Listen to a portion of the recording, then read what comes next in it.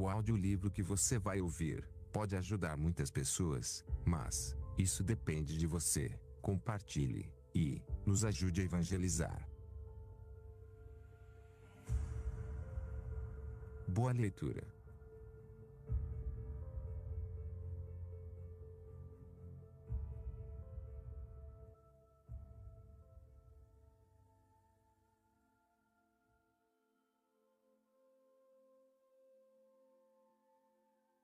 Vale a pena ser católico. Editora Vozes em Defesa da Fé, Caderno 56. Este caderno foi preparado pelos Cavaleiros de Colombo e traduzido para o português com a devida autorização. Com aprovação eclesiástica.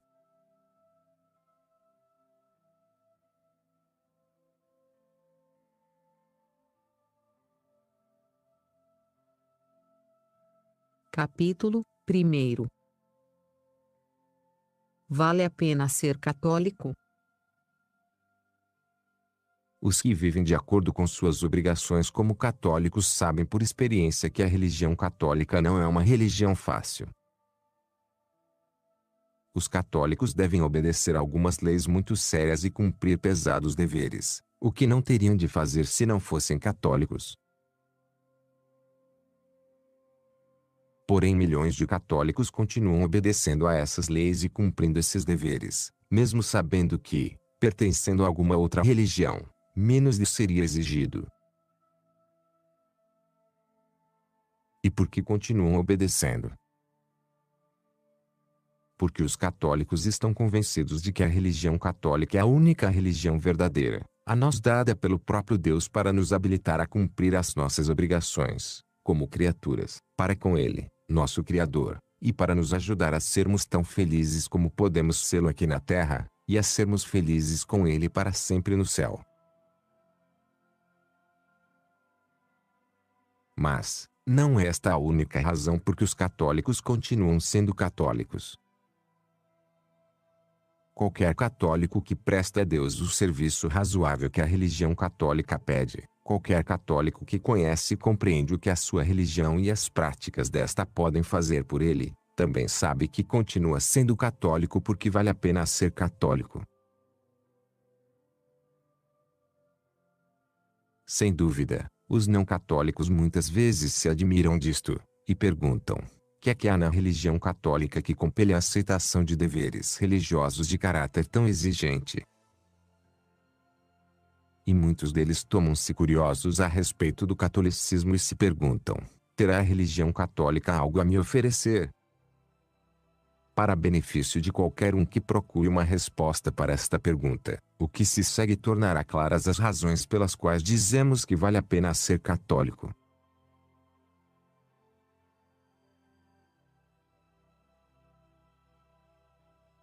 Parágrafo 1. Porque os católicos estão certos daquilo que creem.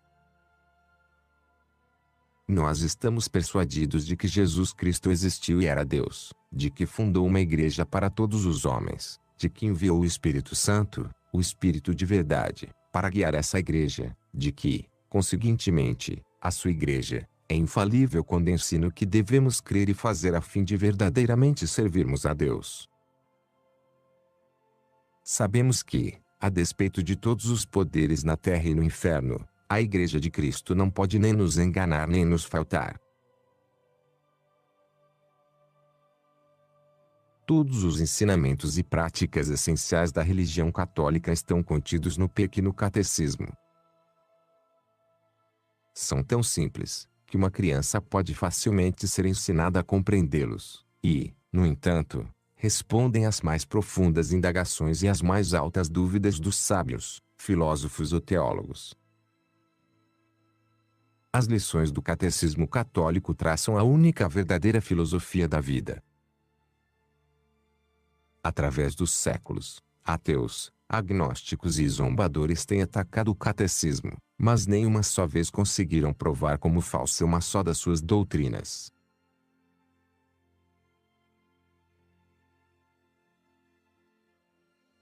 Parágrafo 2.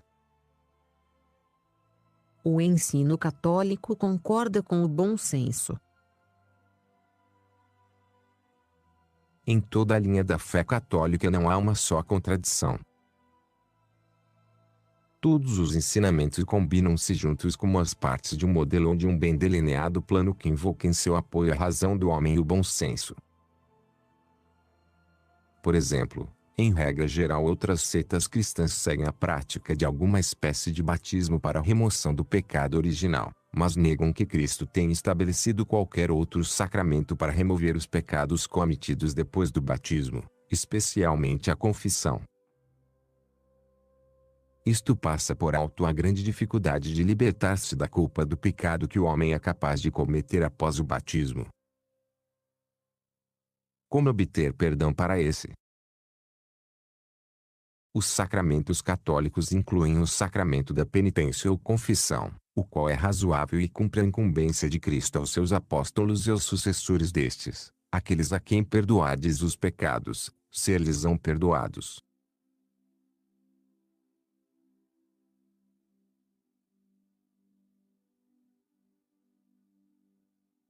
Parágrafo 3º. A Igreja Católica está do lado direito das coisas. Além da direção puramente espiritual que recebe da sua Igreja, o católico sente-se seguro seguindo a direção da Igreja em matérias de conduta cotidiana. A Igreja Católica está invariavelmente do lado direito, mesmo em questões que não são totalmente religiosas, mas que têm efeitos duradouros sobre a prosperidade do homem, prosperidade quer temporal quer espiritual. Por exemplo, Governo. a Declaração de Direitos e a Constituição dos Estados Unidos, por exemplo, poderiam ter sido escritas por um filósofo católico, tão de perto estão de acordo com o tradicional ensino católico sobre ciência política.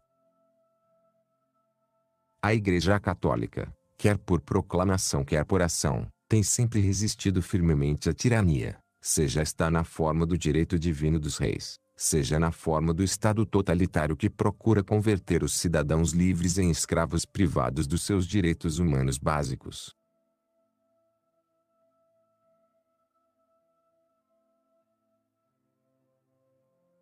Justiça econômica.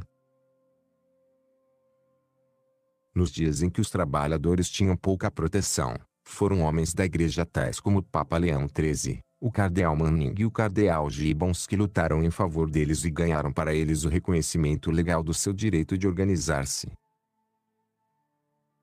Hoje, enquanto a Igreja Católica ainda favorece as uniões operárias, lembra tanto ao capital como ao trabalho as suas solenes obrigações de justiça e de caridade um para com o outro e para com os seus concidadãos.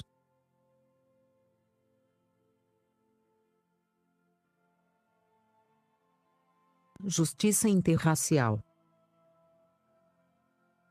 Onde quer que a educação e cultura católica tenham plena liberdade, os direitos e dignidade do homem como criatura de Deus são amparados sem discriminação de cor ou de nacionalidade.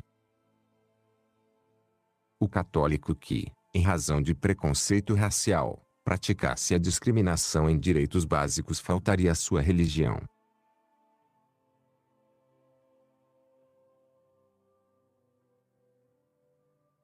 Paz mundial. A Igreja Católica tem incessantemente trabalhado pelo afastamento da guerra, e, quando ocorrem guerras, tem trabalhado pelo alívio da miséria que elas causam. Desde a ruptura da unidade cristã em consequência da sua divisão em múltiplas seitas, os esforços dela para evitar a guerra e estabelecer uma paz justa e duradoura têm sido severamente estorvados.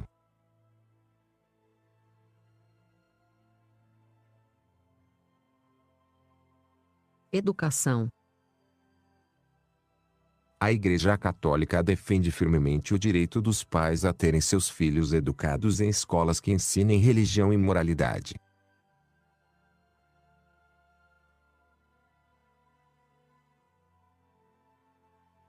Parágrafo 4º. A Igreja Católica não transige. Todos nós admiramos um homem de princípios. Porém, muitos de nós não temos senão desprezo por alguém que transija com as suas convicções por algum ganho indigno. Assim sucede também em matéria de religião. A Igreja instituída por Cristo não pode mudar nos seus ensinamentos básicos e nos seus postulados morais, para se conforme com as mutáveis práticas, mas e com as variantes opinião dos homens. Fazê-lo destruiria seu direito ao respeito e à confiança dos homens pensantes. Em toda a sua história, a Igreja Católica nunca transigiu nas suas doutrinas e princípios morais. Houve ocasiões em que ela poderia ter afastado a perseguição ou salvado para si nações inteiras, se houvesse cedido sobre certos pontos de crença e de moral. Porém, ela não poderia transigir e ao mesmo tempo ficar fiel à sua missão divina de ensinar todas as nações tudo aquilo que eu vos mandei.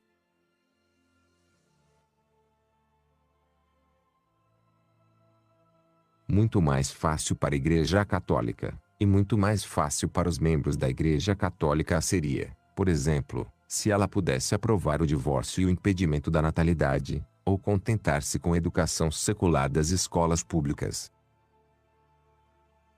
Mas, para fazê-lo, a Igreja teria que transigir com os preceitos da Bíblia, com o seu ensino tradicional, e com a lei moral natural e revelada. Uma vez que a Igreja Católica transigisse sobre estas e outras verdades fundamentais, falsearia o seu direito de ser a única e unicamente verdadeira Igreja de Jesus Cristo, e os seus membros, tanto como o povo no mundo inteiro, não poderiam ter confiança nela.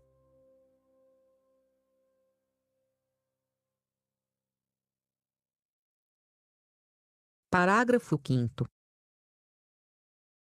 Só a Igreja Católica remonta aos apóstolos. Quando os católicos dizem o credo dos apóstolos, sabem com certeza estarem professando fé em verdades fundamentais exatamente com a mesma interpretação com que o fizeram os primitivos mártires cristãos e os primeiros convertidos dos apóstolos. Quando os católicos assistem à missa ou recebem qualquer um dos 7 sacramentos, sabem estarem assistindo à mesma missa e recebendo os mesmos sacramentos qual o fizeram os primeiros cristãos. Quando os católicos obedecem ao Papa como ao supremo governante espiritual da cristandade na terra, sabem estarem fazendo a mesma coisa que fizeram os primitivos cristãos, os quais sempre escutaram o bispo de Roma como sucessor direto de São Pedro. A história facilmente prova que só a Igreja Católica remonta, através dos séculos, aos apóstolos, o que só ela pode reivindicar Cristo como seu fundador. A mais antiga seita cristã não católica data de pouco menos de 400 anos atrás, enquanto que outras são de mais recente origem. Assim sendo, entre Cristo e essas seitas não católicas há, historicamente, uma brecha de cerca de 1600 anos.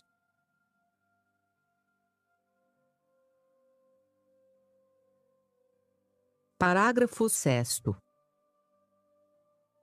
A Igreja Católica tem ordem e disciplina. Qualquer organização, no campo quer de negócios, quer civil, quer social, que não tem disciplina e ordem, não tarda a cair em ruína. Assim também numa religião. Se os ministros podem desafiar o seu bispo, e os leigos ditar regras a um pastor, dificilmente se poderia achar nela a paz e a autoridade suave do manso, mas intransigente, Cristo. A Igreja Católica tem ordem e disciplina, não raro para espanto de um mundo cruel, obstinado. 2 fatores contribuem para isso: um conjunto de leis conhecido como direito canônico, o qual foi experimentado e achado benéfico por séculos, e a profunda reverência que todo católico fervoroso nutre pelo seu pastor, pelo seu bispo e pelo Santo Padre.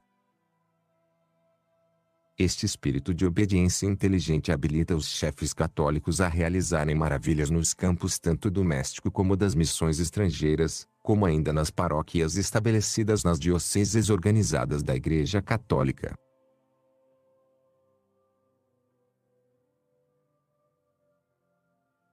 Parágrafo 7º. A Igreja Católica ensina que todos os seres humanos têm direito à liberdade de consciência. Os católicos são educados no respeito às convicções religiosas dos outros, mesmo se com elas não concordam. Aprendem que é pecado ridicularizar, desprezar ou caluniar a religião de outra pessoa. Contudo, a tolerância não se estende a nenhum erro que esteja contido na religião da outra pessoa. Por esta razão, pode o católico manifestar-se contra doutrinas que reconhece como falsas, mas não em condenação daqueles que sustentam essas falsas crenças. Os sacerdotes e o povo católicos contentam-se com propagar a verdade da sua própria religião, estando convencidos de que o melhor meio de granjear a confiança, o respeito e a convicção dos não-católicos é ostentar diante deles o ensino real e prático da Igreja Católica e o edificante exemplo de milhões de católicos fervorosos.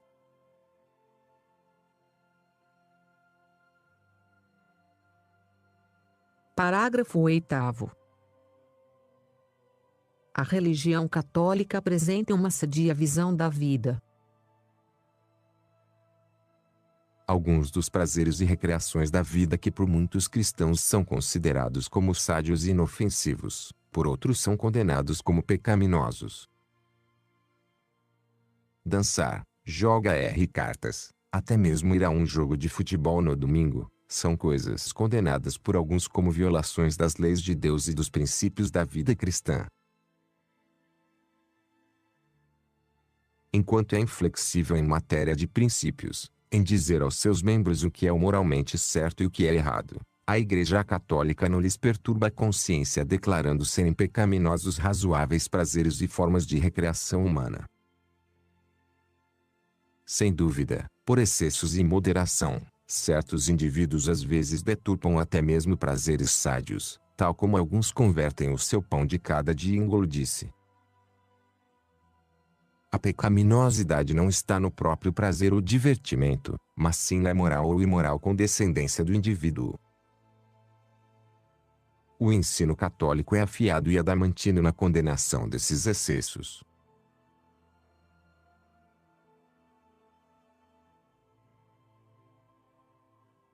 Parágrafo 9º. A religião católica ajuda na dor. É especialmente em tempo de tristeza e na morte que um católico mais aprecia a sua fé. Por ele contar com a sua religião para aliviar muito da sua dor, não apenas por solidariedade, mas por auxílio positivo. Se se tratar de um infortúnio mundial, a Igreja lá estará usualmente para confortar e aliviar. Se for dor física, tantas vezes a Igreja lá estará à cabeceira do leito no hábito de uma freira enfermeira. Se for angústia moral ou mental, o confessionário e a sacristia estão sempre abertos. Se for morte, lá estará o padre, com os últimos sacramentos e orações pelo moribundo. Não sem razão nós padres tantas vezes ouvimos essa expressão brotada de lábios conturbados: Padre, eu não sei o que faria se não fosse a minha fé católica.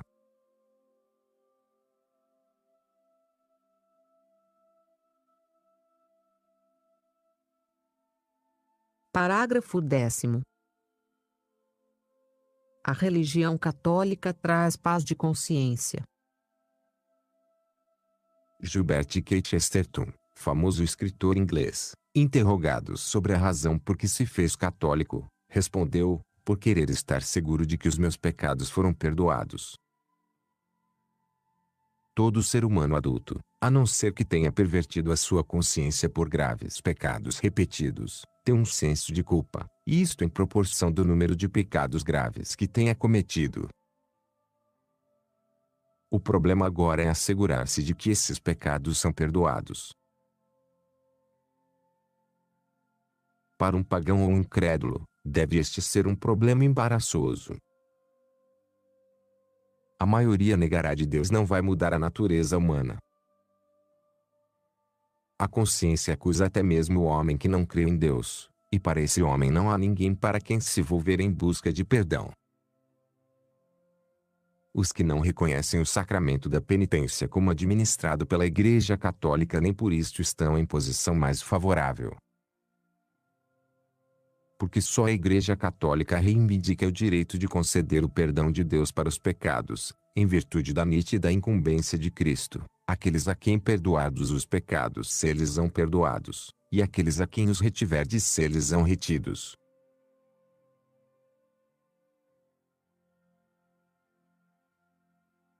Depois de sinceramente procurarem fazer uma boa confissão, com verdadeiro pesar dos seus pecados e com firme determinação de, com auxílio das graças de Deus, não tornarem a pecar, os católicos não têm dúvidas sobre o perdão dos seus pecados. Também o bom senso está do lado deles, como anteriormente indicamos, pois eles confiam em que, se Cristo deu à sua Igreja um sacramento, batismo, para os prover da graça no começo, certamente deve ter instituído outro sacramento pelo qual eles pudessem obter com certeza o perdão dos pecados cometidos depois do batismo, e assim ser restituídos à graça e à amizade de Deus.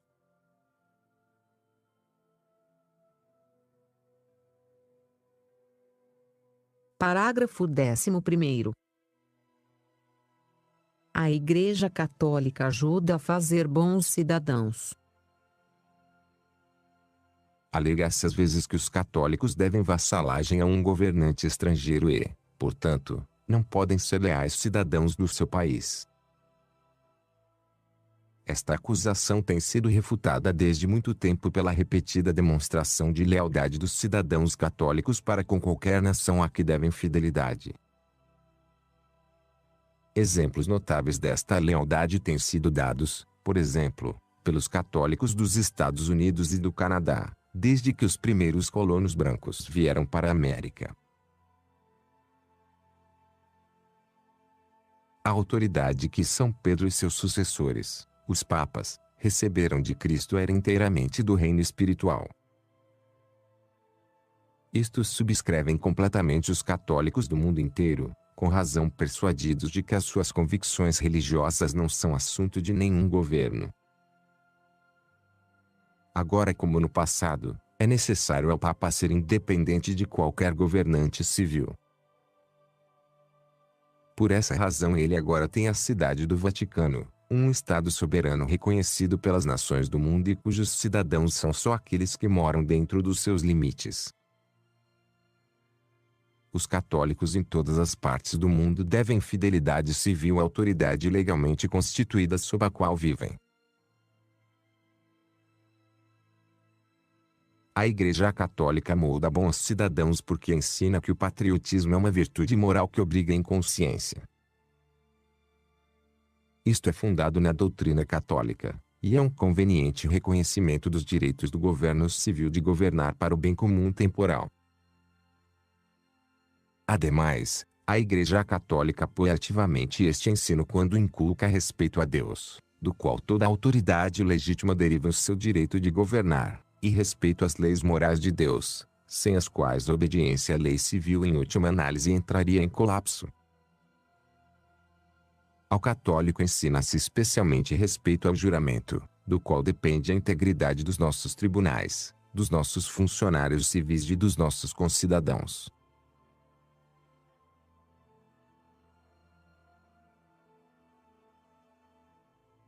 Parágrafo 12º. A Igreja Católica apoia a família. É evidente que em muitos casos o casamento e a vida de família estão em triste estado hoje em dia. Em prova disto, interrogue-se qualquer das milhares de vítimas dos tribunais de divórcio, ou qualquer filho infeliz de um lar desfeito. Agora não é incomum, para uma juventude refletida, hesitar muito tempo antes de empenhar a sua vida perante um altar. Leis divorcistas frouxas, imorais, hipócritas têm contribuído para este descalabro. Outro inconveniente são os fáceis e prontos meios de casar-se que pessoas desajuizadas frequentemente usam para contrair não somente o seu primeiro vínculo conjugal, porém não raro um segundo, um terceiro ou mais. E por trás de tudo isso está, muitas vezes, uma visão grosseira, material, que tira do matrimônio tudo o que nele é santo e moral e divino e obrigatório. Só a Igreja Católica defende o casamento como ele deve ser e como Deus ordenou que se fosse. Isto não é coisa nova para a Igreja, é tão velho como as palavras de Nosso Senhor e como a Bíblia, que clara e forçosamente condenam o recasamento depois do divórcio, a supressão da natalidade, o descaso dos filhos e o adultério. Se a Igreja Católica houvesse sido condescendente com Henrique VIII e houvesse permitido que ele repudiasse sua legítima mulher Catarina, para desposar Ana Bolena, provavelmente teria conservado toda a Inglaterra na fé e evitado 3 séculos de perseguição. Sem embargo, a Igreja não podia transigir com a lei divina concernente ao matrimônio, como também não poderia incentivar uma violação de qualquer outro dos 10 mandamentos. Os católicos que ingressam no matrimônio creem que estão ligados pelo seu voto conjugal, aconteça o que acontecer, até a morte. Por isso os casamentos católicos geralmente perduram e são bem-sucedidos.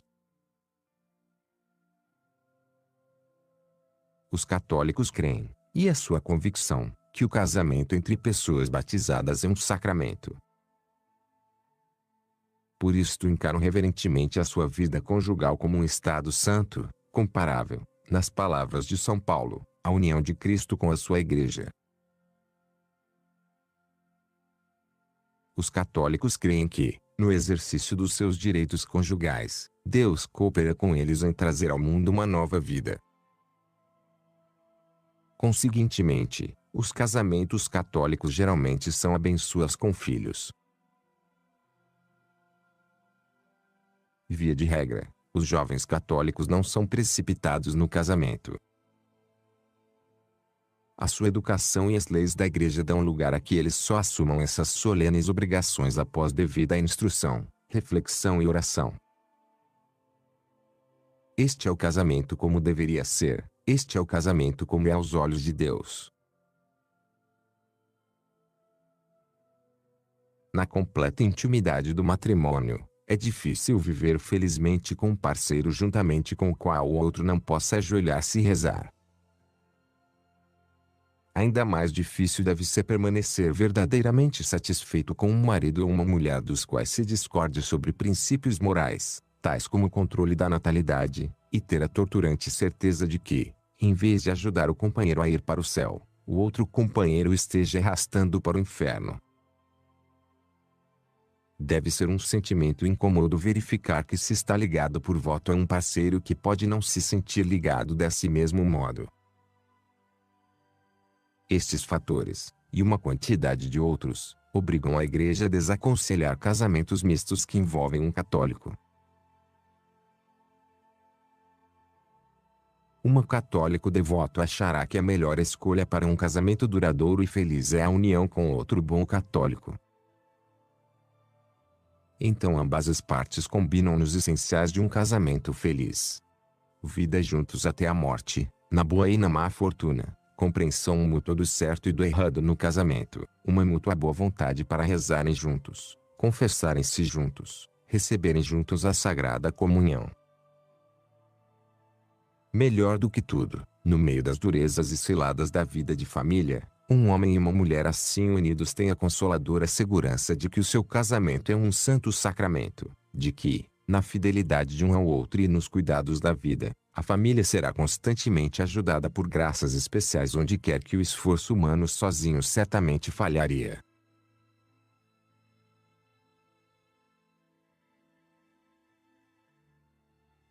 Parágrafo 13º. A religião católica ajuda os pais a educarem aos filhos uma educação verdadeira. Os pais católicos sentem que têm uma decidida vantagem sobre os pais não católicos na educação dos filhos. Muitos pais não católicos interessam-se profundamente pela educação de seus filhos, contudo não têm outra escolha senão mandá-los para uma escola pública onde, não raro, o ensino moral e religioso é barrado pela lei. Os pais católicos podem sentir-se seguros de que seus filhos estão tendo não somente uma sã instrução acadêmica, mas também proteção contra quaisquer influências materialistas que possam colidir com a filosofia católica básica.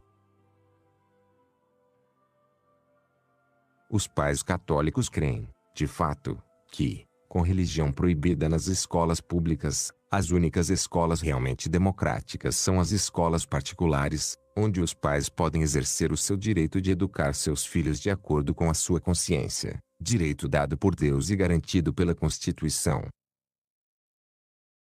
Certamente, em países como os Estados Unidos, a manutenção do vasto sistema escolar paroquial, com o seu duplo ônus de taxação, é uma pesada carga para os pais católicos. Todavia, estes se dão por felizes de suportá-lo, visto ele garantir que seus filhos recebam instrução experiente, especialmente em matéria de moralidade e religião.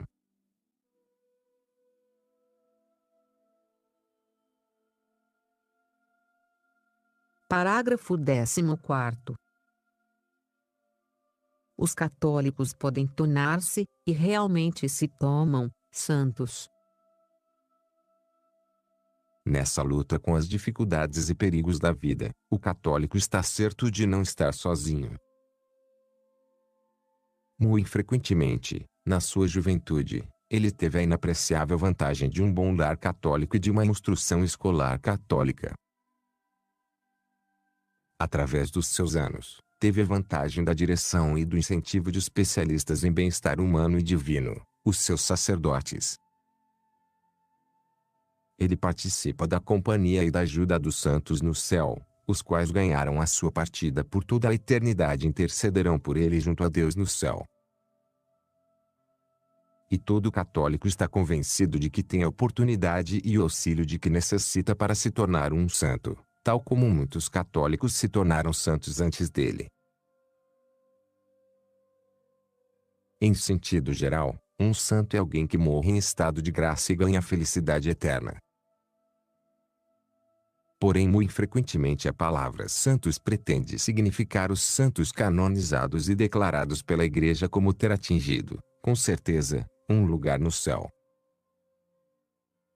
Tal declaração só é feita pela Igreja após exame muito crítico dessas vidas heroicas, e dos milagres que Deus operou em resposta às preces deles. Dificilmente alguém nega que houve santos na idade apostólica e durante os primeiros séculos do cristianismo. Porém, muitos dizem que nos tempos modernos a santidade já não é alcançada. Uma religião que não continuasse a ter santos deveria ser classificada como morta. Portanto, se nós admitimos que a Igreja Católica foi fundada por Cristo, podemos esperar que tenha havido santos em todos os séculos. E foi justamente o que aconteceu, até mesmo na primeira metade deste último século XX.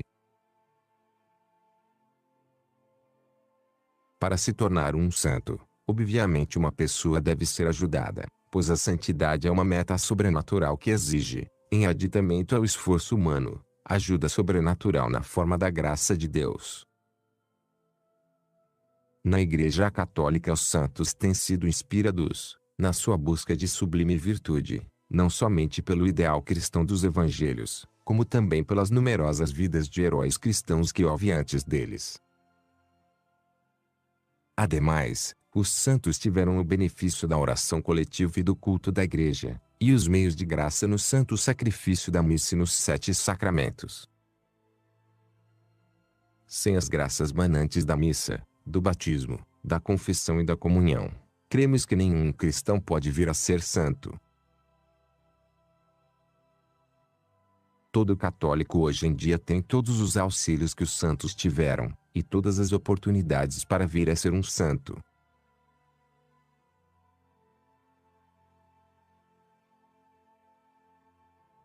Parágrafo 15º. A Igreja Católica ajuda na morte. Não há sermão que mais claramente pregue a precariedade do homem do que a morte. Muita gente procura evitar os pensamentos da morte, e, quando esta chega para eles, ou para um ente amado, no mundo puramente materialista, eles não acham nada para os tranquilizar ou consolar. O velho adágio de que a religião católica é dura para viver, porém cômoda para morrer encerra um quinhão de verdade. Os católicos em face da morte têm a vantagem de uma vida de treinamento para as apreensões do fim da vida, e ainda a segurança dos últimos sacramentos da Igreja. Enquanto, por natureza, para os católicos não é mais fácil contemplarem a morte do que o é para os outros, eles são grandemente ajudados a encontrar-se com ela calma e confiantemente por causa do seu treinamento religioso e da segurança dos sacramentos. Os católicos rezam dia após dia para terem uma morte feliz, e procuram viver de modo que estejam prontos para a morte quando quer que esta venha. Um funeral católico não é uma coisa fria, sem esperança. Os enlutados, embora sob o peso da perda e separação mais amarga na terra, são alentados por uma firme confiança de reunião, um dia, no céu. Semelhantemente, sabem que podem ajudar o morto por meio da oração e ser por ele ajudados em troca, consolo que alivia o peso da dor quando a morte chega. Os amigos vêm ao velório não apenas para exprimirem a sua condolência, mas para se ajoelharem e rezarem juntos o terço pela alma do defunto. Há um real conforto nisso. A missa de Requiem, a bênção da sepultura, a inteira cerimônia do funeral. Tudo respira esperança, que é mais forte do que o poder da morte. Sem dúvida, o mundo todo procura a felicidade. Alguns experimentam achá-la no trabalho, outros no prazer, alguns na ociosidade e no repouso, outros numa atividade febril, alguns fazendo a vontade de Deus, outros caindo no pecado. Ninguém está perfeitamente satisfeito na terra, muitos, como lá diz o poeta, vivem vidas de tranquilo desespero. Nós não podemos ser completamente contentados enquanto não alcançarmos o céu, mas só poucos quererão reconhecer este fato. Muita gente vive como se existisse na terra para sempre. Os católicos estão seguros de que no céu nós seremos perfeitamente felizes, porque os anseios da nossa mente e do nosso coração serão completamente satisfeitos. Contemplaremos Deus como a verdade infinita, e o nosso intelecto ficará satisfeito. Contemplá-lo-emos também como bem infinito, e a nossa vontade estará em repouso. Nesta união com o nosso Criador, todos os bons e razoáveis desejos da nossa natureza humana serão satisfeitos. Não haverá rebelião das paixões, como aqui na terra, não haverá frustração, nem insuficiência, nem fástio daquilo que temos. Por outras palavras, no cumprimento do nosso destino haverá ordem perfeita. Os católicos devem ser as pessoas mais felizes na terra, porque já desde esta vida começam a andar em unidade com Deus. Deles é o especial privilégio e dignidade de fazerem parte do corpo ou organismo vivo do qual Cristo é a cabeça e eles são os membros. Para eles a graça não é apenas uma segurança contra o inferno, mas uma participação da vida de Deus. A certeza de pertencer ao verdadeiro aprisco, a paz de consciência após uma boa confissão, o deleite de receber a Sagrada Comunhão, o senso de segurança e de fortaleza no santo sacrifício, a guia dos seus sacerdotes em todos os perigos e dificuldades, a companhia dos santos aqui na terra e especialmente no céu, a especial proteção de Nossa Santíssima Mãe, a evidência do amor de Nosso Senhor a cada um de nós. Todos estes e muitos outros fatores contribuem para a definida finalidade de uma vida católica. Embora sua religião seja estrita e exigente em tudo aquilo que Deus pede, uma fé que exige penitência, sacrifício pessoal e disciplina, todo católico sabe que a recompensa da sua fé contrabalança de longe todas as dificuldades e deveres que essa fé lhe impõe.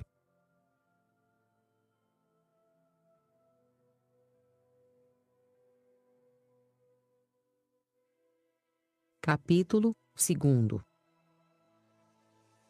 Deve você ser católico? Por certo, muitos não católicos ficariam indignados se lhes fizessem tal pergunta. Contudo, é uma pergunta que acreditamos razoável e merecedora de razoável consideração. A ênfase na pergunta está na palavra deve.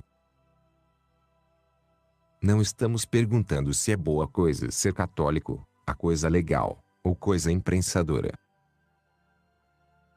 Estamos lhe pedindo considerar se está obrigado a ser católico, se essa é a única coisa que você pode ser se está interessado em salvar sua alma. Haverá alguma espécie de força que o deve estar impelindo para dentro da Igreja Católica?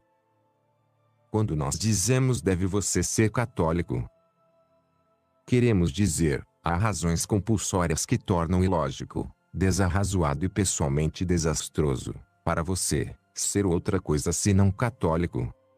Há algumas outras coisas que você pode ser além de católico. Primeiro, pode ser uma pessoa irreligiosa, que não crê que a religião seja necessária. Neste caso, você o sustenta que não há Deus ou então não sabe nada sobre Deus. Segundo, pode prestar sua fidelidade, teórica ou prática ou ambas, a uma religião não cristã. Terceiro,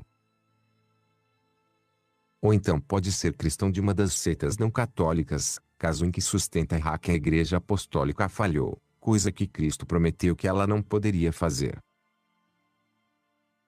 Se você sustenta que qualquer uma ou todas as seitas cristãs não católicas são igualmente autênticas na sua interpretação dos ensinamentos de Cristo, então é contrastado pelo fato perturbador de nem todas elas concordarem nas suas interpretações. Portanto, estas são as 4 escolhas que você tem diante de si: ser católico, ser religioso sem aceitar Cristo, ou ser um cristão não católico. Não há nada mais que você possa ser, e, se você pertence a uma destas 4 classes, não pode pertencer a nenhuma das outras. É nossa pretensão que a evidência, o raciocínio lógico, os fatos históricos, a vontade expressa de Cristo, tudo obriga a fazer-se católico. Você bem sabe que poderia estar logicamente convencido de dever ser católico e, no entanto, poder não vir a sê-lo por falta da graça de Deus. Contudo, a graça necessária ser-lhe-á dada se você pedir humildemente enquanto considerar a evidência que é apresentada para ajudar a sua consciência a fazer a escolha de uma religião. As razões para você ser católico estão inevitavelmente ligadas às razões pelas quais você não deve pertencer a nenhuma das outras 3 classes em que os homens estão divididos em razão da sua atitude para com a religião. Portanto, se você pode estar convencido de que não deve ser primeiro, irreligioso, segundo, uma pessoa religiosa não cristã, terceiro, uma cristão sectário, então achar-se-á na feliz situação de saber exatamente o que deve ser, isto é, uma católico. Considere brevemente as razões que devem convencê-lo. Necessidade da religião. 1. Você não deve ser religioso, porque não pode fugir uma relação essencial entre você mesmo e Deus, relação que exige tanto reconhecimento como ação. A mais simples definição geral de religião é esta: a comunicação do homem com Deus baseada na comunicação de Deus com o homem. Se você está justificado em rejeitar toda a religião, só pode estar na presunção de que Deus não lhe fez nenhuma comunicação. Nesse caso, deve dizer ou que não há Deus, ou que Deus não pode ser reconhecido, ou que Deus não se interessa por você, ou que Deus nunca lhe comunicou coisa alguma. Por brevidade, passemos pela negação da existência de Deus, sob o fundamento de que aos que tal creem não aproveitaria nenhuma das outras conclusões lógicas aqui oferecidas.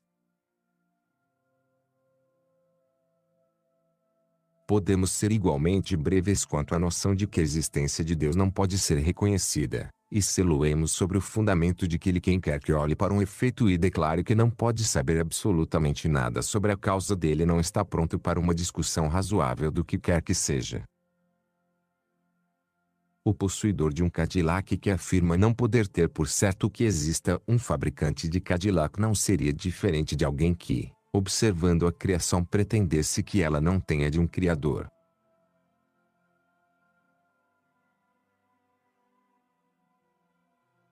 Deus o ama. O fato de Deus interessar-se por você está escrito por todos os lados. Está escrito no fato de o haver ele feito Senhor da criação, de o haver feito um ser pensante no meio de 1 milhão de objetos sem mente da sua criação. Está evidente no fato de lhe haver ele posto, na sua própria natureza, a capacidade e o anseio de uma felicidade ilimitada. Deve ele ter querido que algo de maravilhoso acontecesse a você, e isto certamente equivale a interessar-se por você.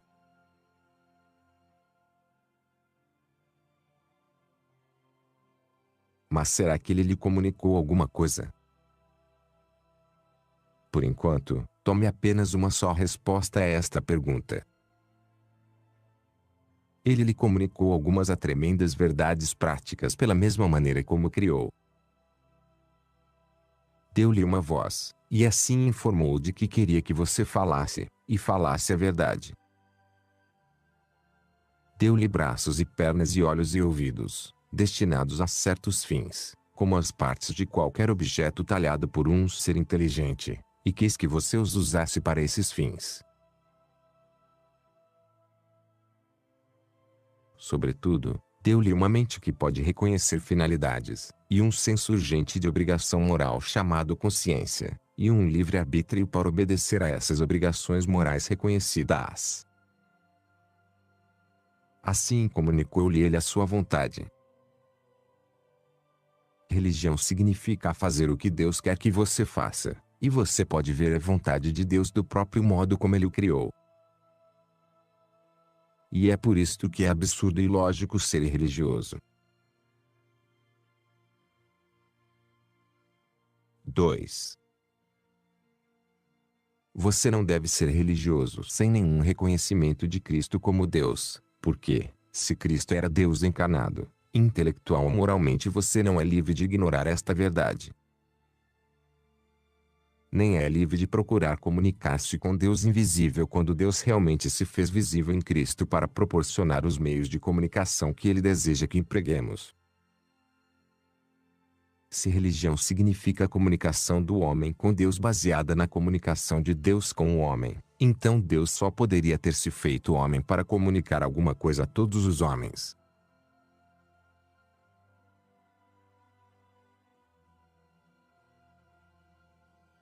Milagres. A sua razão diria que não há nada contrário à onipotência de Deus na afirmação de que, se Cristo era Deus, esteve limitado a um só meio essencial de provar a você que era Deus, antes de lhe comunicar qualquer coisa. Tinha de mostrar que ele mesmo era o Senhor do universo e das suas leis. E fez isso por meio dos seus milagres. Manifestou domínio e suprema autoridade sobre o vento e as ondas, sobre os animais e as árvores, sobre corpos doentes e almas dementes, sobre a morte e o túmulo. Que sinal mais suficiente poderia você pensar em pedir-lhe? Você não pode razoavelmente dizer, mas eu não acredito em milagres, e, portanto, não sou obrigado a crer que Cristo era Deus. Isto poderia ser uma objeção lógica se não houvesse milagres para prová-lo. Mas, em face da evidência, dizer que não acredita em milagres e deliberadamente fechar os olhos e a mente à evidência de uma verdade suscetível de ser provada.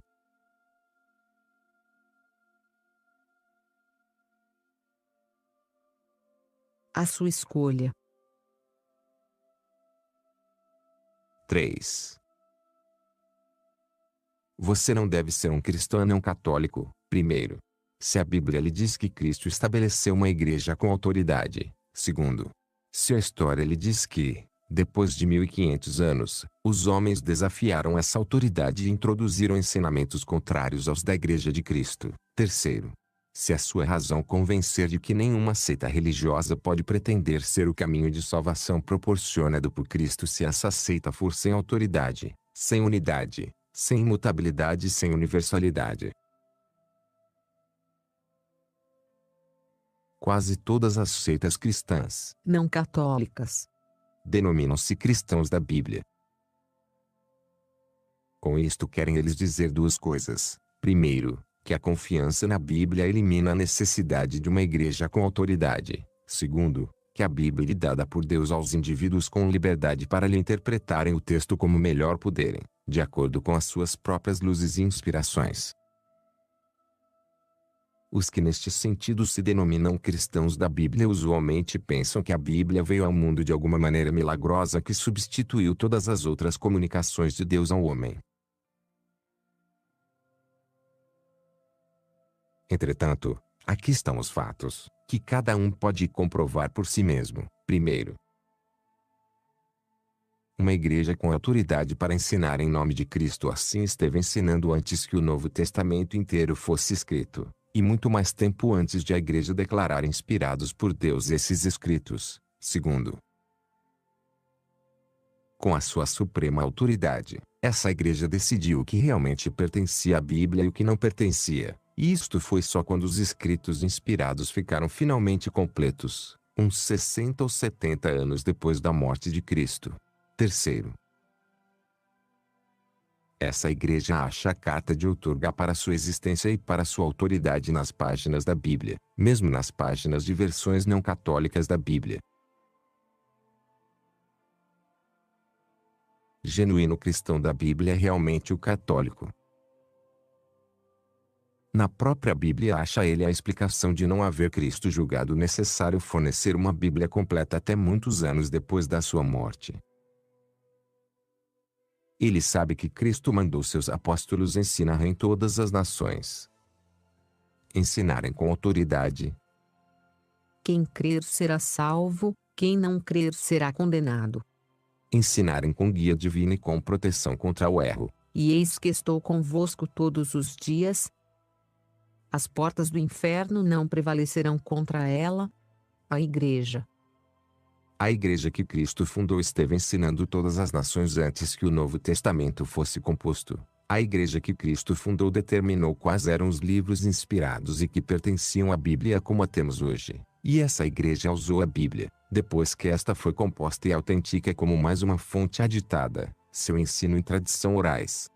Certamente a igreja que precedeu a Bíblia, que deu ao mundo a Bíblia, a igreja que é descrita na Bíblia, essa é a única que representa a verdadeira religião de Cristo no mundo. A segunda condição que torna lógico ser você qualquer coisa senão cristão católico é o fato de a história nos dizer que, nas suas versões da Bíblia, os homens mudaram muita coisa que tinha sido aceita como cristianismo essencial vários séculos antes de eles virem à existência.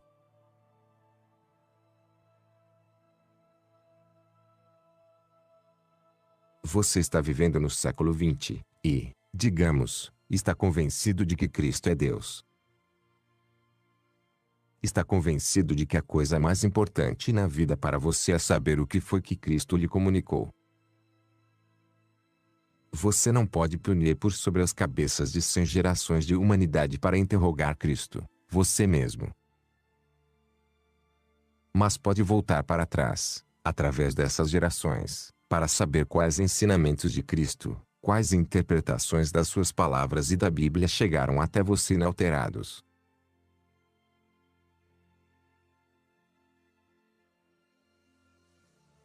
Os sacramentos. Se, olhando para trás, através da história, você verificar que alguma doutrina, como por exemplo a dos 7 sacramentos, ou a da missa como renovação incruenta do sacrifício de Cristo na cruz, foi firmemente sustentada durante 15 séculos ininterruptos, a começar do século de Cristo, e que depois, 1500 anos mais tarde, alguém começou a ensinar só ter havido 3 sacramentos, ou não ter havido sacramentos, ou que a missa era uma superstição, que é que você pode logicamente concluir. Obviamente teria de concluir que esses novos mestres haviam rompido com Cristo, por haverem alijado ensinamentos que gerações haviam conservado inalterados desde o tempo de Cristo.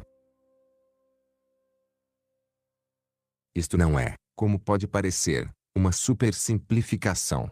É simples no sentido de que Cristo deve ter tornado fácil a todas as gerações o saberem o que ele disse e o que quis dizer com o que disse. Se ele era verdadeiramente Deus, é absurdo pensar que ele devesse fazer-se homem, ensinar a humanidade, e depois esperar 15 séculos por alguém que decidisse haver sido o ensino de nível compreendido desde o começo. Por 15 séculos.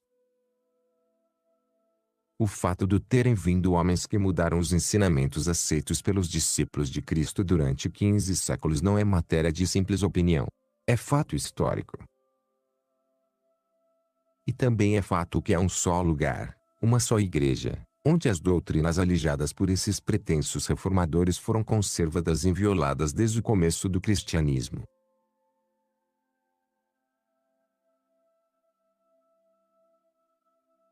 Doutrina imutável. A defesa para as mudanças feitas pelos reformadores é que alguns homens da igreja haviam se corrompido. Mas essa alegada corrupção era uma questão moral que envolvia indivíduos, e que não reclamava mudanças de doutrina tais como foram propostas nos séculos XV e XVI. Isto não era mais lógico do que teria sido para os apóstolos reclamarem uma mudança nos ensinamentos de Cristo pelo fato de um dos discípulos de Nosso Senhor, Judas, havê-lo traído. Daí dever necessariamente a Igreja de Cristo ser a única que tem pregado e continua a pregar sem alteração as doutrinas de Cristo, sem levar em conta as faltas pessoais dos indivíduos para continuar sendo verdadeira para eles. A terceira condição que forçaria a sua mente a uma aceitação da Igreja Católica como sendo a Igreja de Cristo é se a sua razão o convence de que, sem autoridade, unidade, imutabilidade e universalidade, nenhuma seita pode ser declarada caminho da salvação para todos.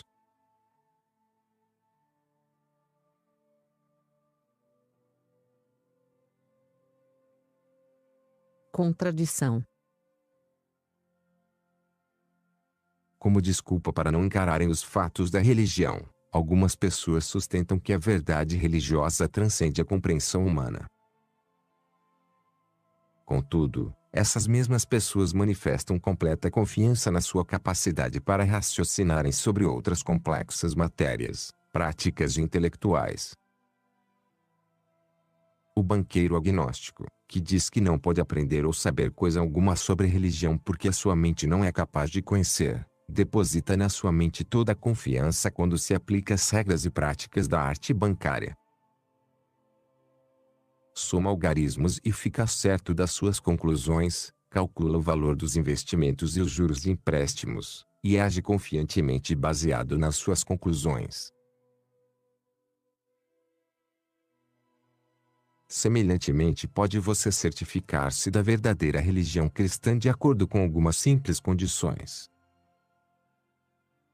Cristo falava com autoridade. Você não achará a religião dele em nenhuma igreja que não continue a falar com a autoridade dele.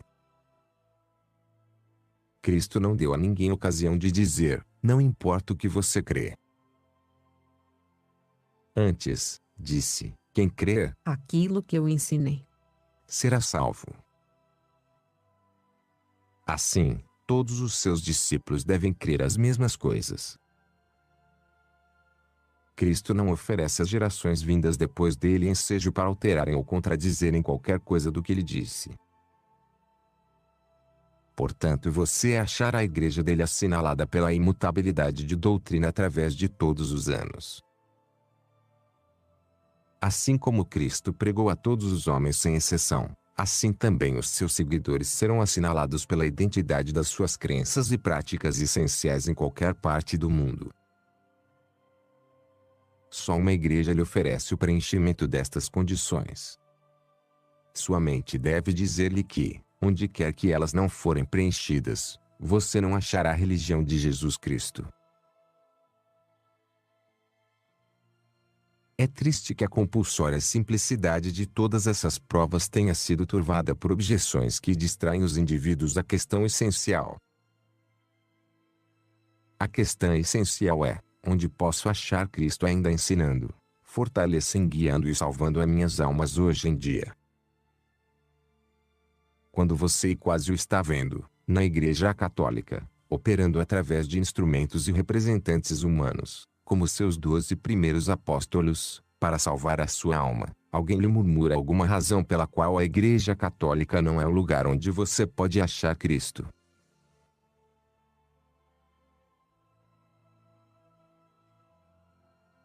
A razão lhe diz: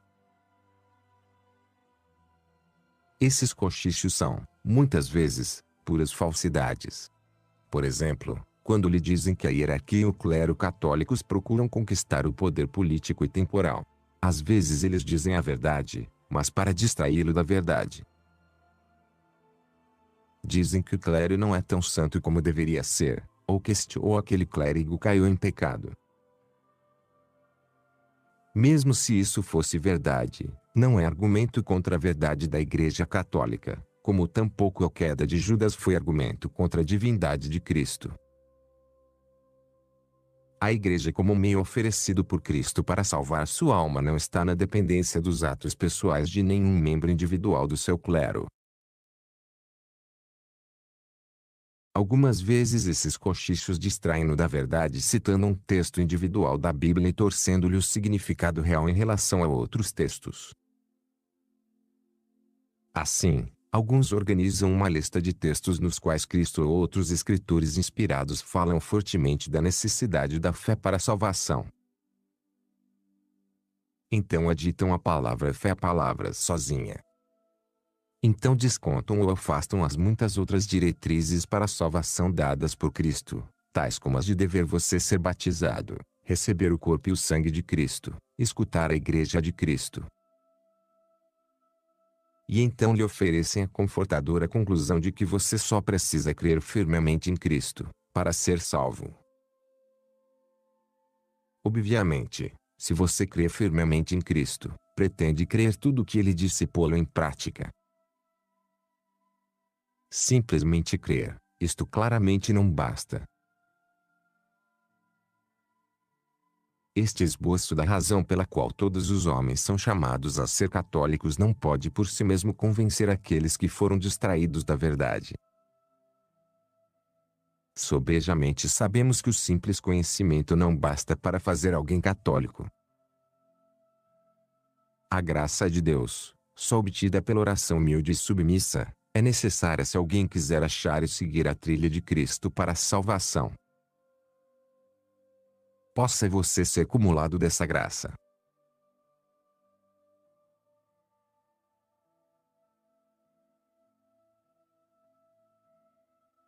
Capítulo 3. Será difícil a alguém fazer-se católico?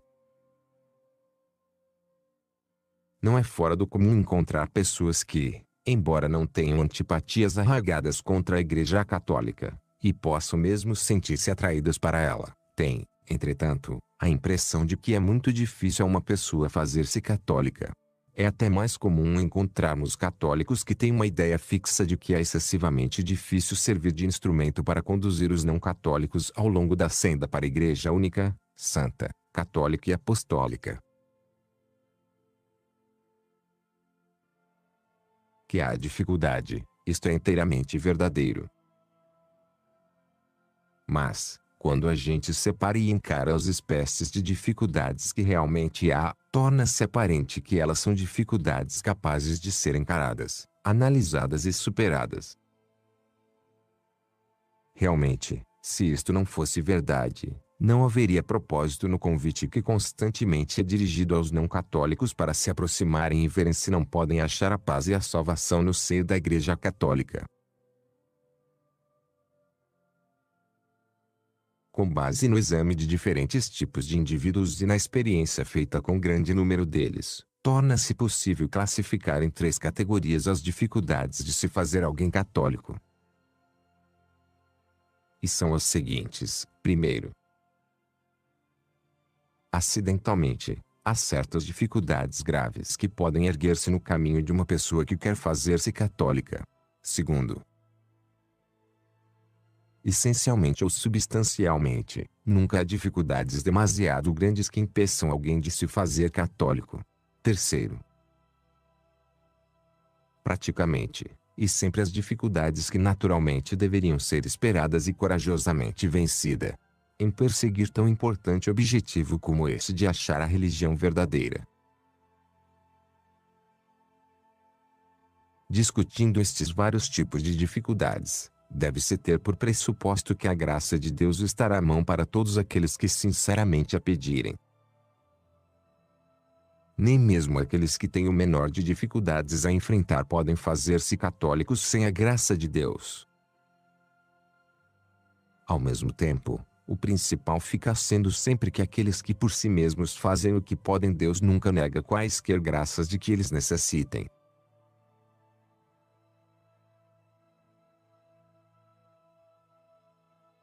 Primeiro, dificuldades acidentais. Do termo acidental pretendemos caracterizar dificuldades que surgem de algumas circunstâncias especiais na vida de uma pessoa, circunstâncias que criam um tropeço extraordinário à sua aproximação da Igreja Católica. Elas nada têm que ver com o apelo essencial da verdade à mente humana, nem com o poder da mente para achar e abraçar a verdade. Antes, usualmente impedem uma pessoa sequer de fazer um comércio no sentido de considerar se a verdade pode ser achada na Igreja Católica. Eis aqui vários exemplos dessas dificuldades acidentais ou circunstanciais. Falsidades. Primeira. De muito a mais comum é que se origina do fato de por muitos anos haver a pessoa estado sujeita a uma corrente de má informação e má educação a respeito da Igreja Católica. Milhões de pessoas tiveram trombeteado nas suas mentes desde a infância que certas doutrinas e práticas católicas são contrárias aos ensinamentos de Cristo e da Bíblia, e que os sacerdotes e bispos e chefes leigos católicos são caracteres sinistros que só procuram a escravização e o empobrecimento daqueles que lhes estão sujeitos. Esses indivíduos, na realidade, nunca examinaram os ensinamentos da Igreja, nem jamais conheceram pessoalmente quaisquer sacerdotes ou bispos. A sua educação foi tal que eles não quiseram fazê-lo, ou sentiram que seria esperado fazê-lo. Que a Igreja Católica é terrivelmente e perigosamente má faz tanta parte das convicções intelectuais deles como faz qualquer outra informação que eles recebem e consideram correta. Obviamente, isto cria uma dificuldade extraordinária no caminho de eventual disposição deles para estudar por que razão a Igreja Católica reivindica ser a única verdadeira religião de Cristo. Segunda. Outra dificuldade acidental que impede alguns de examinarem a Igreja Católica é um modo de vida que eles sabem ser contrários àquilo que a Igreja Católica estabelece como sendo a lei de Cristo para todos os seus filhos. Muitos sacerdotes têm deparado não católicos divorciados e recasados que exprimem essa dificuldade de algum modo por estas palavras: eu pendo para a Igreja Católica. Realmente, eu gostaria de saber mais sobre ela. Mas, como o Senhor vê, divorciei-me de uma mulher e casei-me com outra. Sei que pessoas divorciadas e recasadas não podem ser membros da Igreja Católica reais e praticantes. Ao mesmo tempo não posso e não quero despedir minha companheira atual. Assim, não há muita utilidade em cogitar de me fazer católico.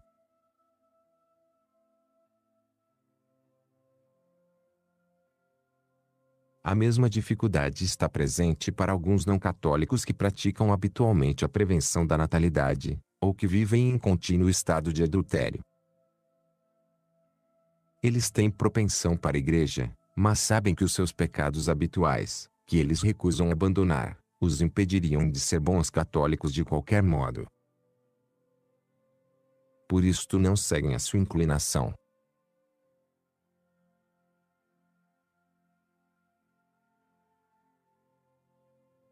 Uma escolha difícil. Terceira.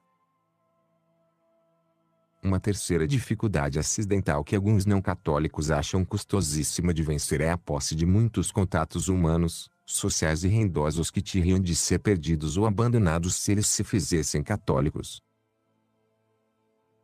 Para muitos, a perspectiva de tais perdas é justamente uma dificuldade grande demais para ser vencida, embora praticamente eles estejam convencidos de que a religião católica é a única verdadeira religião de Jesus Cristo. Quarta. Uma dificuldade mais acidental é simplesmente interesse em demasia por coisas sensíveis, materiais e mundanas. O seu negócio e as suas ambições, o seu lar e os seus confortos, as suas recreações e divertimentos, as suas festas e férias, permitem-lhes encher a sua vida. Eles absolutamente não têm tempo nem interesse para se ocuparem de religião.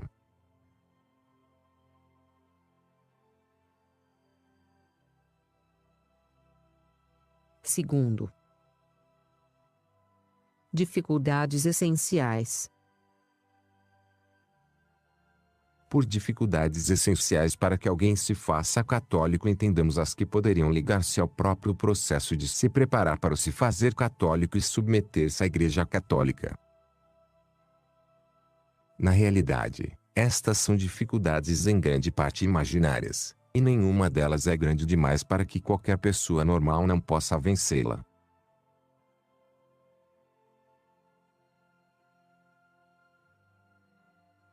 Você deve decidir. Se há uma só religião verdadeira, se há alguma igreja ao qual Cristo quer que todos os seres humanos pertençam e por meio da qual devam ser salvos, para qualquer ser humano deve ser essencialmente fácil achar essa igreja, aprender-lhe os ensinamentos e leis essenciais, e fazer-se membro dela. Todavia, o fato de ser isso fácil não elimina a necessidade de algum esforço da parte do indivíduo para acertar com a verdade e agir com base nela quando convencido de que a religião de Cristo não é um mero clube ou irmandade que é agir como matéria de conveniência. A experiência prova que, para ninguém, em qualquer modo de vida, com qualquer lastro de educação, é essencialmente difícil achar a verdade da Igreja Católica e submeter-se a ela. Os convertidos à Igreja alinham-se desde homens e mulheres do trabalho, com apenas um mínimo de instrução escolar, até muitos dos maiores gênios e gigantes intelectuais de todas as épocas. Todos vêm aos mesmos simples atos de fé e submissão. Todos aprendem que Cristo era Deus, o único Redentor e Mestre da humanidade, que ele fundou uma igreja para distribuir os méritos da sua redenção e continuar o seu ensino, sem desvio, até o fim dos tempos, que é a única igreja que corresponde às palavras do seu fundador e à finalidade e tarefas que ele lhe confiou é a Igreja Católica.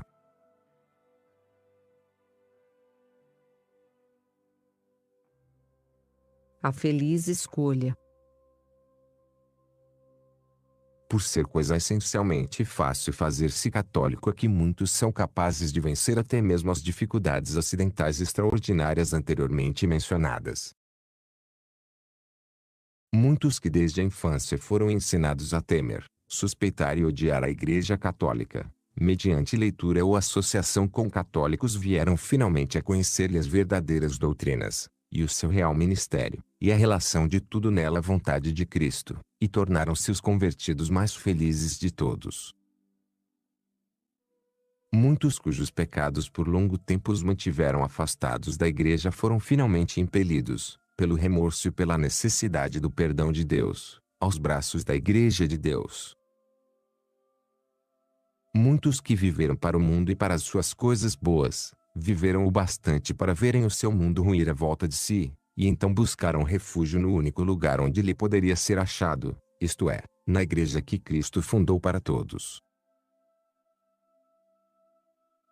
Na verdade, é tão essencialmente fácil alguém fazer-se católico, e tantos com 1 milhão de diferentes lastros o têm feito, que é triste que tantos outros deixem de vencer as dificuldades acidentais que topam no seu caminho, ou não se movam a si mesmos numa séria procura da verdade.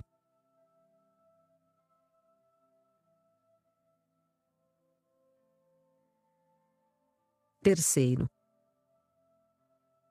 dificuldades práticas. Embora seja essencialmente fácil fazer-se católico, não quer isto dizer que tal coisa não requer esforço. Fazer-se católico, como milhares de convertidos prontamente atestarão, é a maior coisa que possa acontecer a alguém. Isso transforma a inteira visão de uma pessoa sobre a vida, dá uma meta gloriosa pela qual lutar como fim da vida, e erige metas menores para cada dia da vida. De fato, isso não poderia ser coisa não tão maravilhosa se não requeresse algum esforço para ser alcançado. Fazer-se católico não é como um acidente que sobreveio em alguém, nem uma mera experiência emocional. É fruto de um esforço humano pessoal coroado pela graça de Deus. Todos os esforços humanos envolvem dificuldades proporcionais ao fim a ser atingido. Fazer-se católico assinala o mais alto fim concebível que cada um possa algum dia atingir, e quer dizer tornar-se filho de Deus, membro do corpo místico de Cristo, uma alma guiada segura e tranquilamente, através da vida, rumo ao céu, pela vontade do Filho de Deus. Há trabalho implicado em atingir tamanha meta.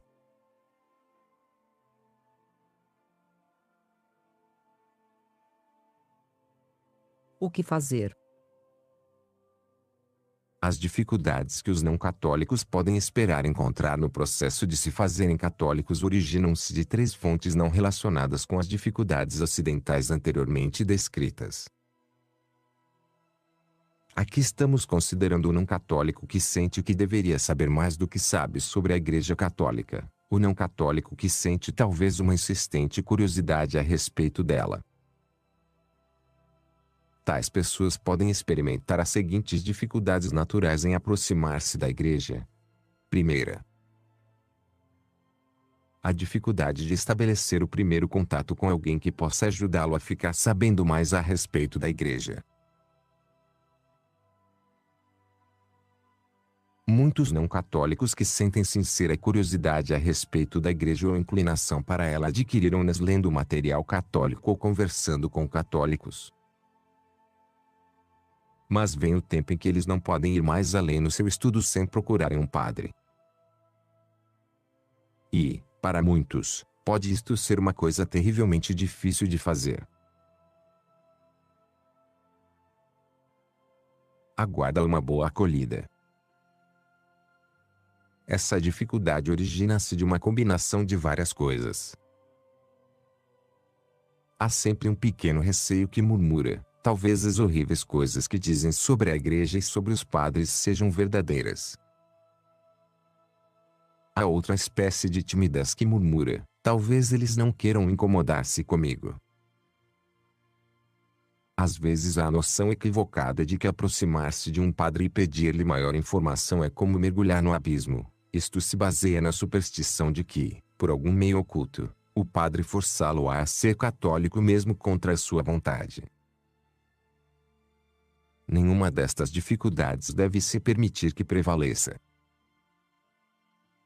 Ir a um padre e pedir maior instrução sobre a igreja deve ser olhado com a mesma calma que se poderia pedir informação a um agente de viagens, mesmo se o real desfecho aí envolvido é o mais tremendamente importante na vida inteira do homem. Segunda, a dificuldade de frequentar aulas de instrução e de fazer algum estudo e leitura privada. Nenhum sacerdote pode aceitar na Igreja Católica um não católico enquanto não estiver razoavelmente convencido de que esse não católico conhece todos os ensinamentos essenciais de Cristo como são transmitidos através da sua Igreja e exprime a sua submissão intelectual e moral àquilo que aprendeu. Quer isto dizer que ordinariamente um sacerdote deve instruir um futuro convertido sozinho ou em grupo? O número de períodos de instrução requeridos variará de acordo com o que o não católico já conhecer sobre os ensinamentos de Cristo e da sua Igreja. Usualmente, em qualquer parte, serão necessários de 10 a 20 períodos de instrução. Assim, o não católico tem de tomar suas providências para frequentar as instruções, e de aplicar a sua mente para aprender o que está sendo ensinado. Isto é uma dificuldade para alguns, especialmente para os que pensavam que tudo o que tinham a fazer era dizer que queriam ser católicos, para serem imediatamente recebidos na Igreja.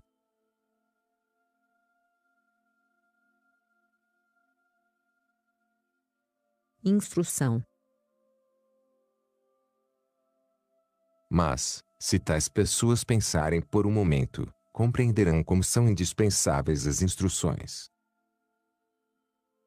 Cristo veio ao mundo tanto para redimir a humanidade como para ensinar a humanidade. Levou quase 3 anos ensinando, e tudo o que disse, seja o que está registrado nos evangelhos, seja o que ele confiou aos apóstolos, de alguma maneira deve ser repassado por aqueles que desejam tornar-se seus fiéis seguidores. De outro ângulo, a necessidade de instruções deve ser clara. Ser um verdadeiro seguidor de Cristo ou um membro da Igreja que ele fundou constitui um modo de vida. Um novo modo de vida, um modo sobrenatural de vida, um caminho que leva à visão de Deus no céu. Certamente, alguém que pensa em entrar nesse novo caminho deve ficar sabendo em que é que ele consiste, quais são os deveres que ele impõe, quais os auxílios e recompensas que oferece. É isto que é ensinado nas instruções ministradas a um convertido em perspectiva. Ele não pode com razão crer em Cristo se não conhecendo o que Cristo ensinou. Não pode ser obediente às leis estabelecidas por Cristo, diretamente ou através da sua Igreja, se não conhecendo essas leis.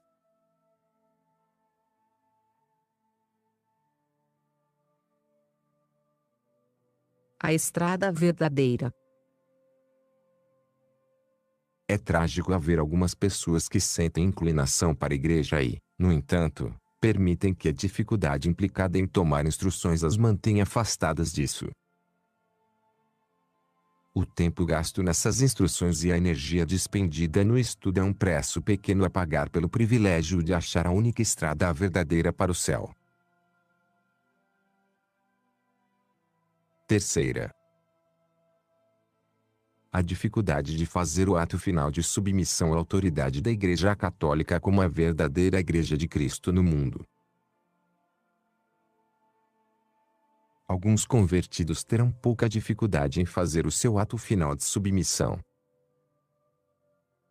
Uma vez que lhes tenham sido explicadas as doutrinas da Igreja e eles tenham visto como elas são perfeitamente razoáveis, eles anseiam pela chegada do dia em que serão aceitos no seio da Igreja e terão concedidos a si todos os sublimes privilégios disponíveis aos filhos da Igreja. Alguns, porém, têm grande dificuldade em fazer a sua submissão final, a despeito do pleno reconhecimento, por parte da sua mente, de que a Igreja representa a verdade em matéria de religião. O cardeal Neumann lutou com esta dificuldade por uma porção de anos antes de vir a ser o grande católico que foi. Esta dificuldade pode ser devida a antecedentes de família, à pressão de amigos, ou aos últimos esforços do demônio para suscitar uma perturbação na alma. Seja qual for a causa, o único meio seguro de resolver esta dificuldade é a oração. Realmente, todo não católico que começa a pensar na Igreja Católica, ou a tomar instruções sobre ela, deve reformular diariamente preces pedindo a guia e a graça de Deus, mesmo antes de haver aprendido bastante sobre a Igreja para estar seguro de que precisa fazer-se católico. A graça de Deus virá em abundância a quem lhe peça diariamente, e fará aparecerem como nada todas as dificuldades, em face daquilo que finalmente deverá ser ganho. Pode, portanto, este artigo ficar como uma repetição do perpétuo convite endereçado pela Igreja Católica a todos os que estão fora do seu aprisco, para virem e verem se ela não tem aquilo que as suas mentes estão buscando e os seus corações desejando e as suas almas necessitando. Especialmente ele dirigido aos muitos milhares de pessoas que por longo tempo têm vivido com o pensamento de aprender mais acerca da Igreja, mas nada têm feito sobre isso. Ele é também um lembrete aos católicos sobre os muitos meios pelos quais podem ser capazes de ajudar um amigo não católico sobre algumas das dificuldades que este último deve enfrentar. É fácil, para um não católico, fazer-se católico, se alguém que já possui a alegria da verdadeira fé o ajudar nos momentos em que isso parece ser tão difícil.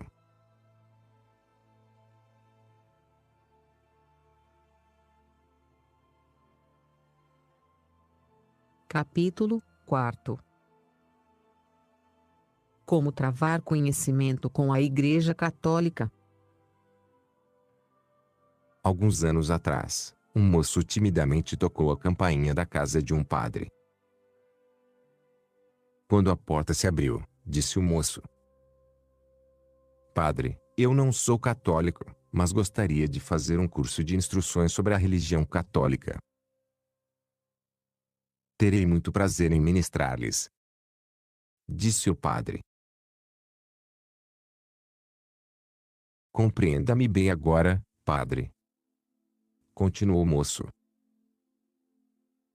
"Eu não quero fazer-me católico.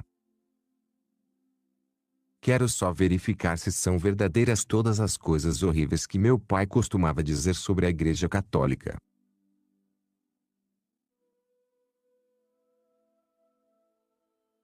Desnecessário é dizer que o padre sorriu e combinou o tempo para as instruções.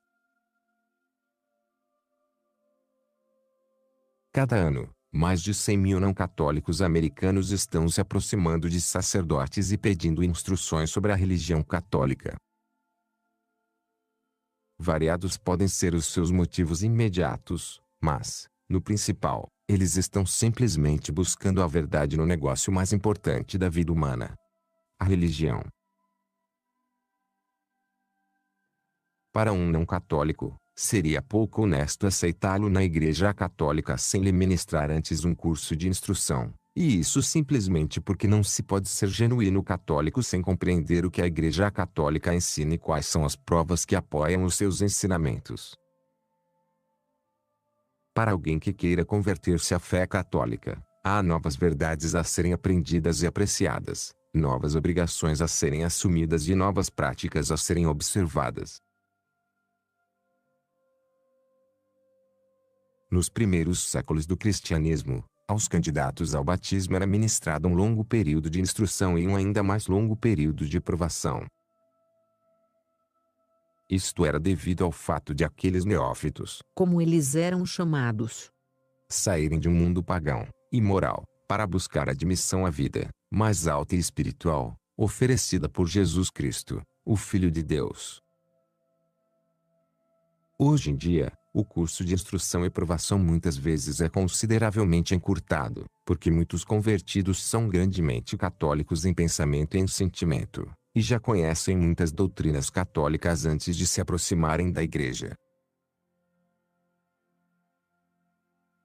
Um não católico pode pedir a um amigo católico que o leve a um padre e o apresente a ele. Se você não tem amigo católico, não hesite em ir ter com um padre e apresentar-se por si mesmo. pode estar certo de uma amável acolhida, porque a instrução de convertidos é uma das tarefas favoritas de todo padre zeloso e apostólico. Muitos padres usam um livrinho para instrução chamado Catecismo. Em forma de perguntas e respostas, contém ele toda a instrução essencial sobre a Igreja Católica. O que é que os católicos creem? Com que é que devem viver em conformidade? Como é que rezam e prestam culto? No curso de instrução o padre explicará e suprirá as perguntas e respostas, e responderá a objeções e dúvidas que os convertidos suscitem. A finalidade da instrução não é somente que o convertido conheça tudo que a Igreja Católica ensina, mas também que fique completamente convencido de que a Igreja Católica é a única Igreja verdadeira, que o ajudará a resolver os problemas da vida e o levará a Deus no céu.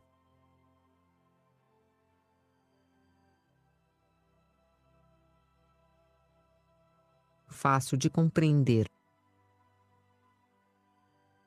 Um dos aspectos satisfatórios do cristianismo é o fato de as mais profundas verdades de fé e de moral poderem ser expressas em palavras que até mesmo uma criança pode compreender.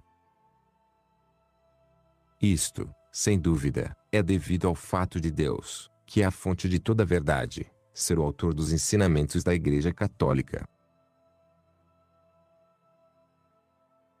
Usualmente as instruções são ministradas privada e individualmente pelo sacerdote, embora às vezes, se assim o desejar, possa o candidato juntar-se a uma classe, a um grupo de pessoas que estão sendo instruídas todas ao mesmo tempo. Via de regra, não é exigido que se decore, exceto as orações. O objetivo importante é compreender cada coisa profundamente. Para este fim as instruções são tornadas mais semelhantes às de um clube de discussão, num ambiente de conversa amigável. Curso de instrução. Quando o não católico se aproxima do padre, decidem ambos sobre o tempo mais conveniente para as instruções. Este será, ordinariamente, de 1 ou 2 vezes por semana, geralmente por 1 hora de cada vez. O curso inteiro levará de 4 a 6 meses, dependendo da frequência à instrução, da regularidade com que o candidato vem, e do conhecimento que ele já tem da verdade católica. Em casos de emergência, pode esse tempo ser consideravelmente encurtado. Realmente, quando um não católico muito doente ou moribundo chame o padre, só alguns minutos são precisos para ministrar as instruções essenciais para o batismo e para a recepção dos outros sacramentos. Se um doente, assim batizado, se restabelece, deve então procurar as instruções mais completas e detalhadas. Em via de regra, os candidatos vão ter com o padre para as instruções. Contudo, no caso de não católico doente ou inválido, qualquer sacerdote terá satisfação em ministrar o curso de instruções na casa da própria pessoa. No caso de desejar um não católico fazer-se católico antes de um casamento, deve iniciar as instruções ao menos 6 meses antes da data do casamento. Sob algumas condições, pode este tempo ser algo encurtado. A finalidade de tomar instruções é ficar sabendo tudo sobre a Igreja Católica. Se você não compreender um ponto, ou se lhe acudir uma objeção contra algum ponto de ensino, não hesite em interromper o padre e perguntar sobre isso. O único interesse dele é que você aprenda e fique convencido. Via de regra, os sacerdotes recebem com satisfação perguntas e objeções, visto mostrarem estas interesse e sinceridade. Cada igreja católica é um santuário de culto e de instrução católica. Há muitos pequenos atos acidentais de devoção católica que o padre não terá tempo de lhe ensinar mesmo num curso profundo de instruções. Para ficar tranquilo, ele lhe ensinará plenamente o significado da missa, dos sacramentos, etc. mas há muitas pequenas práticas devocionais que você pode aprender observando os católicos e interrogando-os.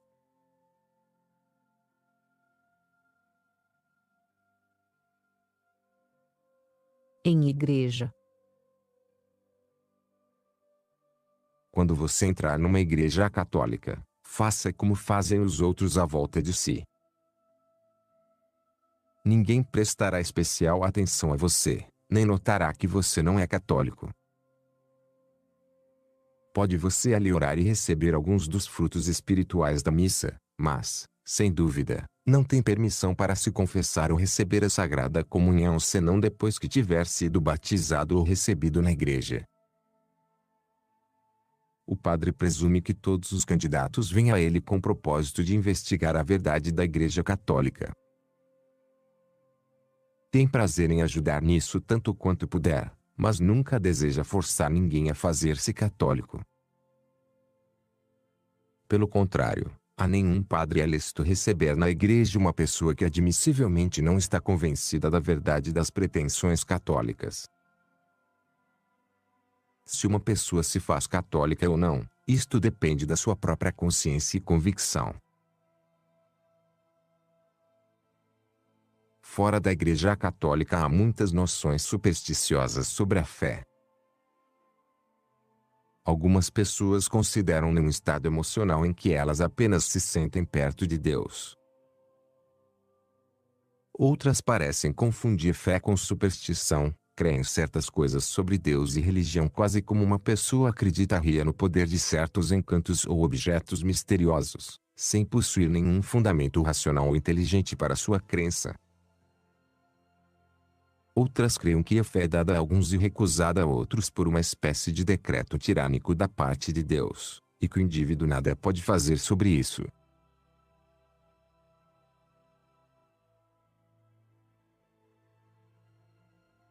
Que é a fé? Para o não católico, o acesso natural à fé é considerá-la como um modo de aprender a verdade sobre religião. Na educação comum, há 3 modos de aprender. Um é vendo e ouvindo alguma coisa suceder, isso é aprender por experiência. Outro é raciocinando sobre as coisas, tal como provar que um ser humano tem uma alma espiritual, isto é aprender pelo raciocínio. O terceiro modo e o mais comum é lendo um livro de confiança ou escutando um mestre fidedigno, isso é aprender pela fé. Aplicada à religião, a fé é, portanto, um modo de aprender as verdades de Deus com base na palavra e na autoridade de nosso Senhor e Salvador Jesus Cristo, que as ensina por intermédio da sua Igreja infalível. Assim pode-se ver que, de um ponto de vista humano, a fé religiosa é primeiramente uma questão do intelecto e da vontade, e não uma cega emoção ou sentimento. Enquanto os católicos aceitam todas as verdades católicas com base na palavra de Cristo que as ensinou, também aprendem o porquê de cada coisa, porque a religião católica é muito racional em todos os seus ensinamentos. Nas suas instruções, os convertidos são incentivados a exigirem prova de toda a doutrina cristã. Tal prova pode estar disponível na razão ou no claro ensino de Jesus Cristo. Sem dúvida, deve ser notado que há uma fé sobrenatural, isto é, uma fé capaz de merecer os maravilhosos favores e recompensas sobrenaturais que só Deus pode dar e que Ele preparou para os homens. Essa fé é, com razão, chamada um dom de Deus que é infundido na alma por ocasião do batismo. Mas, por um adulto, a preparação para esse dom só é convenientemente feita mediante o uso da sua razão em chegar a uma compreensão e aceitação das palavras de Deus.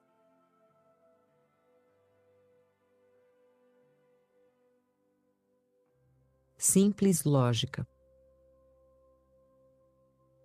Às vezes as pessoas são muito lógicas e razoáveis sobre algumas coisas, mas parece perderem a sua lógica e até mesmo seu bom senso quando se vem à religião.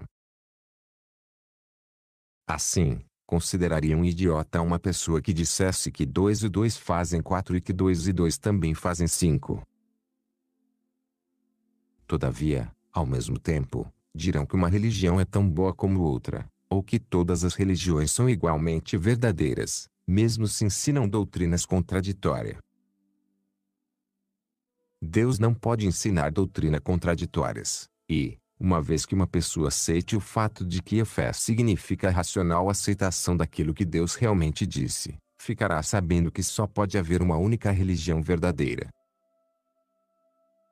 As mesmas regras concernentes à verdade aplicam-se à religião como a todos os outros ramos da ciência e da instrução.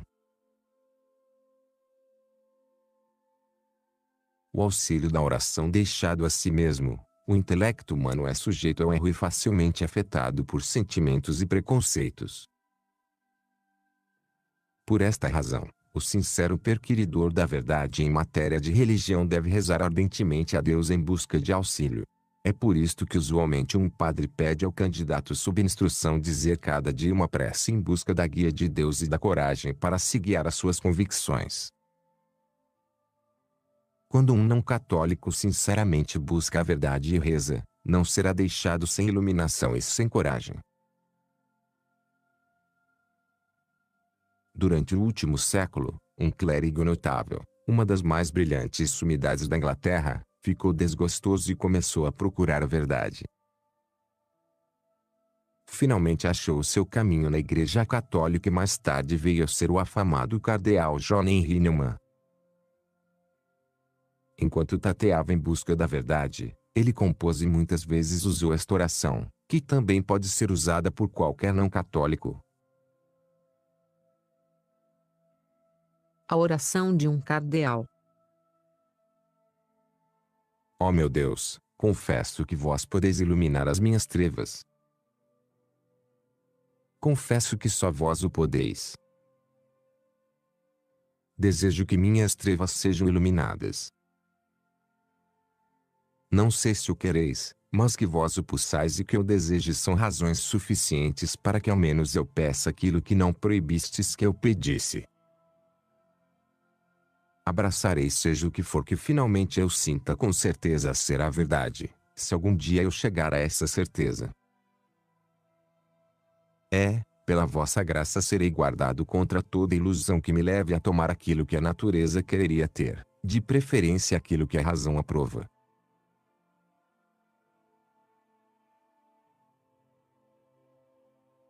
Quando um candidato termina suas instruções, é-lhe dada a oportunidade de dizer ao padre se está convencido da verdade da Igreja Católica e se deseja tornar-se um membro desta.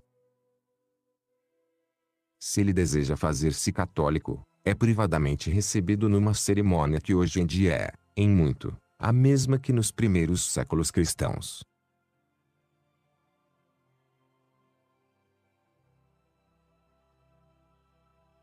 O batismo. Se o convertido nunca foi anteriormente objeto de uma cerimônia batismal, é imediatamente batizado, e lhe é dado um nome cristão.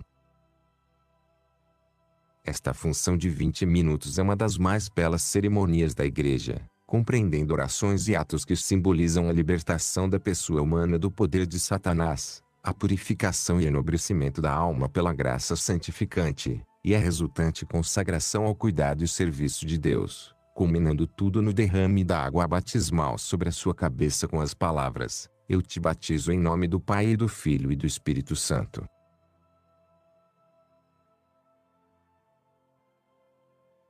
Se o candidato já foi batizado numa seita cristã, então o processo é ligeiramente diferente. O seu batismo pode ter sido válido, e, se isto puder ser provado, o sacramento não deve ser repetido. Por isto, pelo direito canônico da Igreja, o padre é mandado investigar até onde possível um batismo anterior.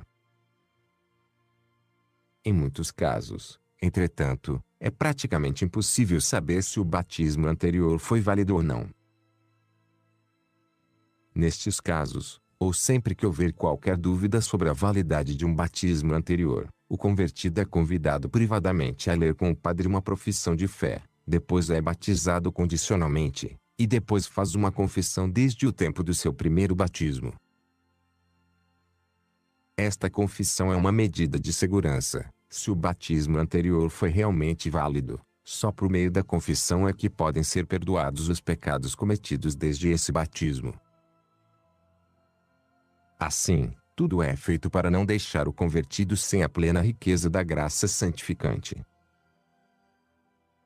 Está ele então pronto para receber a Sagrada Comunhão. E então é membro da única verdadeira, santa e apostólica Igreja estabelecida por Cristo,